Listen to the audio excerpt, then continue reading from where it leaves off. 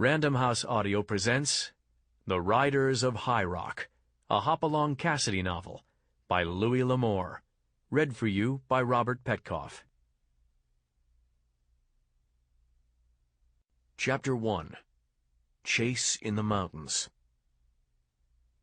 As Red Connors put the sorrel up the slope, he felt the big horse break stride and knew that it was all in.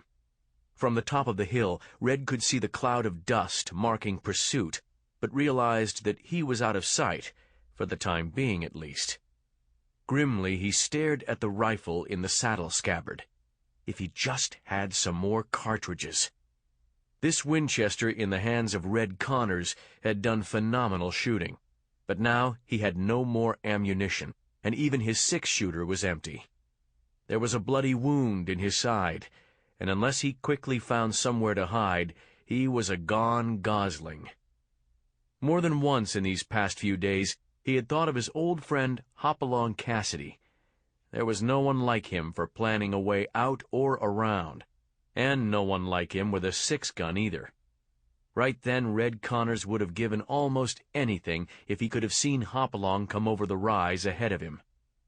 He turned the sorrel along the ridge, keeping to the broken country and putting as many pines between himself and the direction of the pursuit as possible.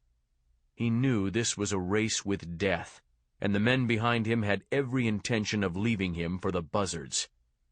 Yet it was not his own life alone that hung in the balance, but the lives and hopes of his friends on the 3TL. With what he now knew, there was every chance they might finally end the systematic cattle stealing that he suspected had been going on in the High Rock country for the last several months. However, that was the very reason the rustlers could not let him live. Before him, the mountain broke off sharply, offering a magnificent view of the sunken gorges and the distant Sawtooth Range far to the north. The path he had followed was an ancient game trail. Now he turned off it, holding to a rocky shelf to leave no prints, and headed downslope into a grove of aspen and mountain laurel. Far below, he could see the brilliant blue of a small lake, set like a jewel among the towering peaks and the ranges about it. The sorrel plodded wearily, and Red knew that behind him his enemies would be gaining. Their own animals were fresh. Sooner or later, they would corner him. Sweat trickled down Red's face, and he removed his hat, wiping his hand over his sparse red hair. Suddenly, he saw a steep footpath turning down the face of the cliff to the right of the trail, and instantly he decided to gamble. Swinging down, he hastily stripped his saddle and bridle from the exhausted horse, and, hitting it a thump on the shoulder, swung toward the trail. He staggered now, almost dropping the heavy saddle. 50 feet down the steep path, he found a tiny ledge, a place that offered a little shelter from above, and into which no man could gain entry as long as Red remained conscious and able to resist, for the narrowness of the path was such that it would be very easy to overbalance an attacker and send him crashing down the face of the cliff. Above him he heard horses, then voices. The riders reined in, and he heard them talking. "Aw, don't tell me that. I hit the red-headed billy goat, and you know it. No use to chase him, he's done for." "Here's his trail," a new voice said. "His horse broke stride here, but kept on going. He won't get far now, and it's a long ways until dark. We got him wherever he is." "Mount up, then," a third voice said. "Hoyt, you and Mex stay here until we send up a smoke or signal you. He might try to double back over the mountain." "No chance. That redhead's done for." The speaker cleared his throat. "And I'm just as glad. He could shoot." There was a sound of horses moving off, and then silence. A boot scuffed on rock, and then a match scratched. "Me, I'm pleased to be here," a voice said. "I've had enough of riding for 1 week. That hombre was sure hard to catch." "Senor, have you see this trail? She's been travel recent." Red Connors stiffened. Half dead with exhaustion as he was, he forced his muscles to alertness and waited. tense with effort. Now Hoyt scoffed. "Ain't been nobody down there but a goat, and if there was," he added, "you want to go down that trail after him? I don't." Red Connors backed up and sat down. For the first time, he had a chance to examine his wound. The slug had cut through the flesh of his side, but although his clothing was soaked with blood, the wound didn't look serious. He looked again at his canteen. It was empty. They had given him no time to stop and refill. Like cowhands cutting a steer, they had kept after him, keeping him away from water, away from town, away from main trails. Whichever way he headed, they were ready for him and had turned him back.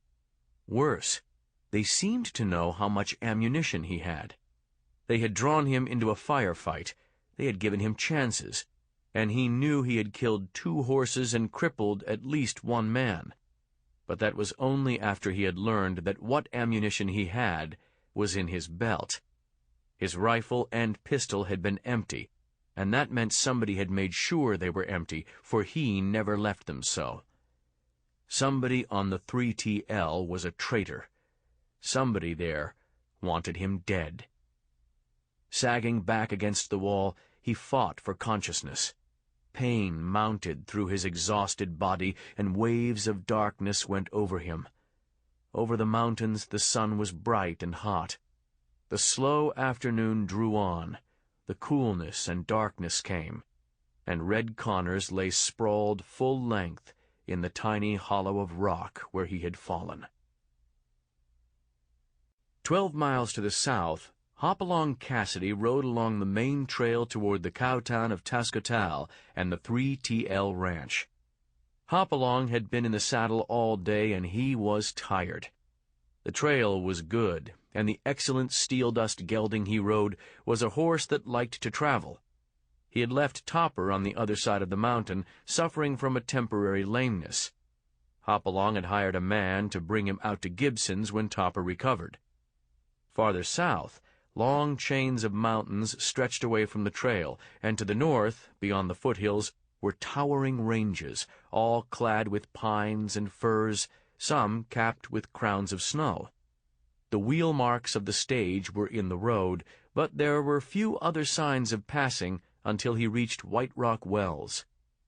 Filling his canteen at the wells, he looked around from long habit and saw signs left by a body of at least 6 riders. All had been armed and ready, for he saw the marks left by the rifle stocks in the damp sand.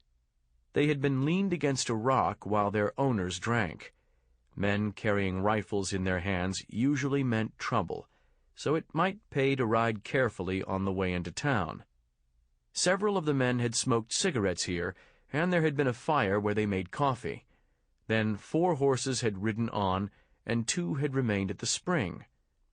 Where were those 2 now?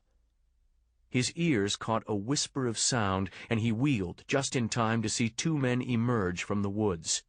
They were staring, wild-eyed, and even as their eyes met, both men grabbed for their guns. Then their hands froze, for they were looking into the muzzles of a pair of Colt .45s. Hopalong's flashing, lightning-swift draw left them both in a state of complete paralysis. All they could do was stare with a sinking feeling in the pits of their stomachs that told them they had never in all their misspent lives been so close to death. One of them was lean and raw-boned. His companion was a burly, unshaven man in a dirty vest. "Just who do you hombres think I am?" Cassidy demanded. "It ain't him," the stocky man said swiftly with brightening face. "Our feller's older and he's got red hair." "That's right, Bones." The taller of the 2 men shook his head. "Sorry, mister. When we first saw you, we figured you was the hombre we were hunting. We had our minds dead set on him." For an instant, Hopalong studied them, then holstered his guns. "Who were you hunting?" he asked curiously. "Redhead. Hombre's a killer. Shot a cowpoke up north of here. But don't worry, we got him sewed up tighter'n a green hide in the hot sun. Every waterhole is blocked, all the trails, and the road to town." Bones nudged the taller man. "Shut up, Slim. You talk Sample complete. Ready to continue?